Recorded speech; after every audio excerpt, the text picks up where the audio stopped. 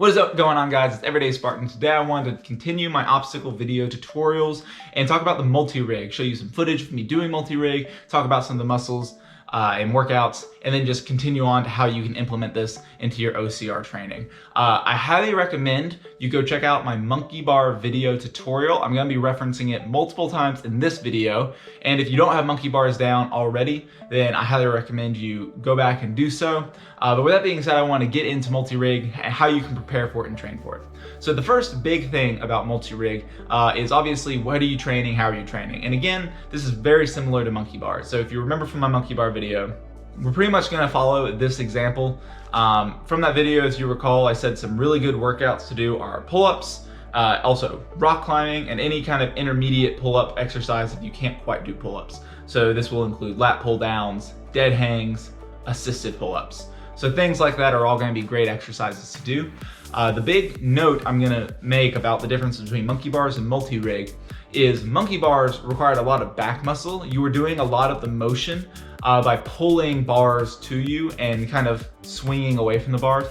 Multi-rig is a lot more swinging at the sprint difficulty level. So there's not nearly as much workout for your back, and it's a lot more grip intensive, okay? So for this obstacle, it's gonna be a little tougher for people who are heavier. You're just gonna have a harder time because grip strength is gonna be oh so much more important, and every pound of body weight is gonna make that a lot harder to hold on to. And then also during wet conditions, this can be particularly more difficult than monkey bars, in my opinion. But those are the big differences. So if you can do monkey bars, I think the main thing is just work on your grip strength and work on some of the technique that I talk about in the rest of this video. With that being said, I wanted to get into my two techniques. So two of these techniques are actually modifications of the three techniques I mentioned in my monkey bar video. The first one I want to go over is sideways technique. So sideways, just like how you can do it in monkey bars, you can do it in multi-rig, and you have a lot of the same benefits. So I want to go through just the full motion of the swing, and then I want to talk about different benefits that come with it. So on screen, you should see some slow-mo footage of me doing multi-rig with my own personal setup that I have here at home. As you can see, I have some gymnastic rings I bought online outside on a soccer post just to have a good structure that I can swing from. So how sideways works is usually you will be leading with your dominant hand. So for me, that happens to be my right hand. My left hand is going to be in the back. And as you start the technique, you want to have either a ring in both hands and your swing back, or you want to have two different rings in each hand so that you can generate a swing from that. So I'm just going to be starting it in this video from a dead hang with two different rings in each hand. You will pull back with your backhand, and this is going to generate a backswing. You're not actually going to move on this backswing. The point is just to generate a swing so that you can use that to carry yourself through the motion. Once you've generated a good swing on these ropes, when you let go of your backhand, you will start a forward swing. On that forward swing, you will match both of your hands on the same ring that your leading dominant hand is on. So as you can tell, this is very similar to the monkey bar technique. I'm actually going to put both of them up on screen so you can kind of see.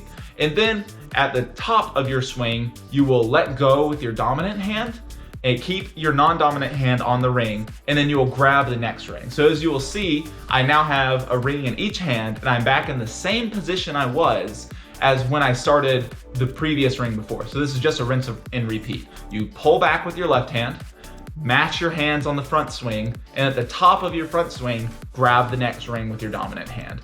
And then you will allow yourself to be pulled back, restarting the motion, and rinse and repeat. So the big benefits to sideways technique are that, as I said before in the monkey bar video, the most dangerous part of your swing, where you're most likely to fall off, is at the bottom of the swing, because that's where you're traveling the fastest. So the force pulling you off of the bars is going to be the highest at that point. So if you have both your hands on a single ring, that means you have a lot more grip holding on to a singular ring. This is why this technique, I think, is favored for any kind of wet conditions. If it's been wet or rainy, I always break this out, because both my hands being in opposite directions matched on a ring at the most important part of the swing means I'm far less likely to fall off. And as I said before, multi-rig is a big grip strength obstacle. So being able to preserve your grip strength and making sure you fall off is really how you ensure that you can survive the obstacle cleanly. Another benefit is that it's a little bit faster than the previous technique, but honestly, both of these are pretty slow.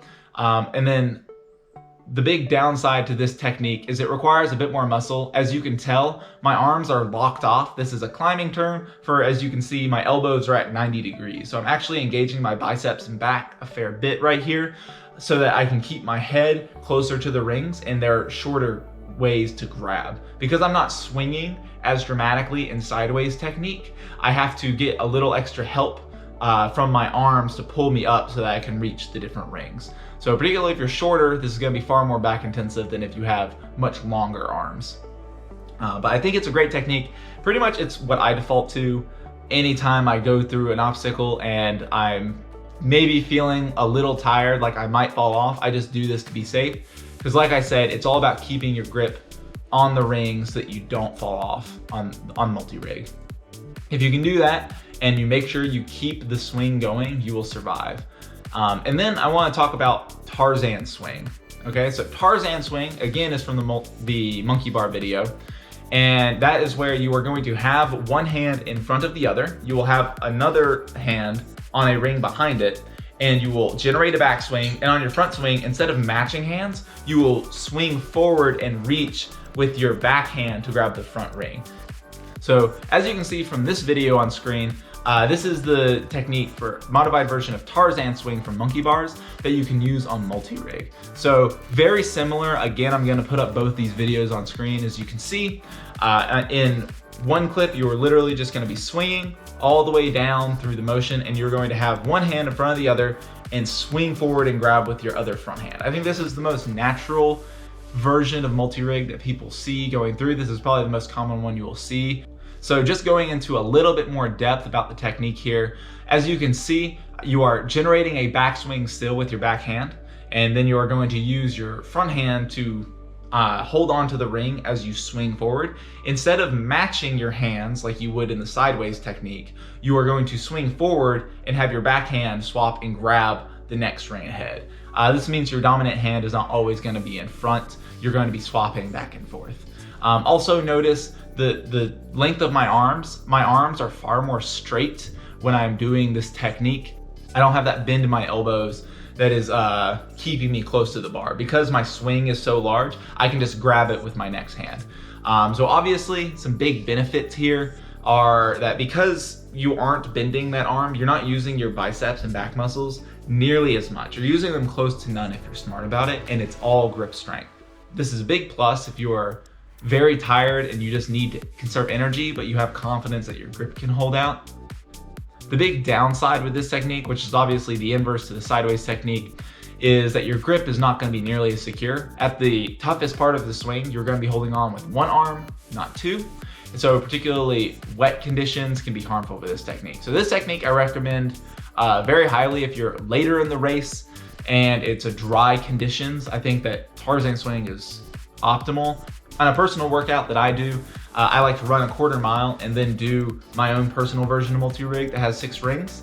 And as you can imagine, if you're running a quarter mile at a very fast pace, you're getting pretty tired pretty fast. So usually in that workout, I'm resorting to this method because it conserves so much more energy. But again, you have to be concerned about that grip strength. If you're a heavier person, I would more default to using the sideways technique as opposed to this. But if you are light, this is probably going to be your best bet. Also, having just kind of relatively longer arms helps with this because it reduces the amount you have to swing, but the same thing can be said about sideways technique. So now that we've talked about both of those techniques, I kind of want to talk about the prime differences between the monkey bars and the multi-rig, as I said, because I'm using a lot of the same comparison, but I want you to understand why they are so different. So the big thing here, obviously, is the size of your swing. So, if you remember the monkey bar technique, there was another technique called matching where you went forward and you didn't swing at all in that technique. That's because monkey bars, the bars are spaced a little bit closer and they're not really moving in any way, so you can't generate as powerful of a swing. As a result, you're not relying on the swing as much. But for multi-rig, in order to be able to reach across as efficiently, because the rings can move, if you push yourself forward, the ring's gonna push itself backwards and you're not very likely to go anywhere. This is just because every action has an equal and opposite reaction. So having something where you're swinging forward makes grabbing the next ring very easy. So the swing is incredibly important. This obstacle, if you practice this at home ever, you will realize a massive difference between generating a very tiny swing and practicing this and generating a swing that is crazy big. So if you're sitting down trying to master this obstacle, I recommend always go for a bigger swing than you think you will need, because generating a swing takes a lot more strength than having one and keeping it going. You have to figure out the timing on this technique and make sure that you are keeping your swing going. But if you have a big swing already generated, reaching for the next ring is close to nothing energy-wise. So I really cannot overstate this enough. The size of your swing is incredibly important.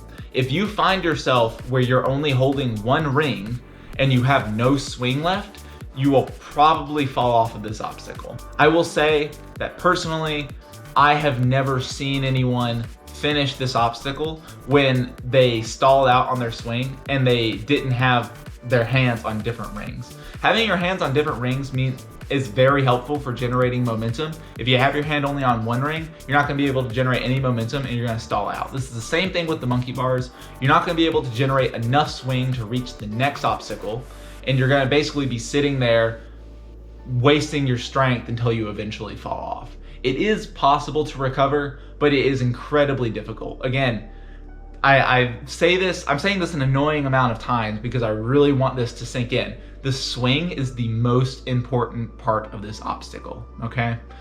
So keeping all of that in mind, you can see why these two techniques are important and why there's no such thing as a matching technique where you're falling forward, because the swing is so much more exaggerated in both of these examples. For sideways, you're still gonna be swinging a ton, and if you're doing Tarzan swing, you wanna have an even larger swing.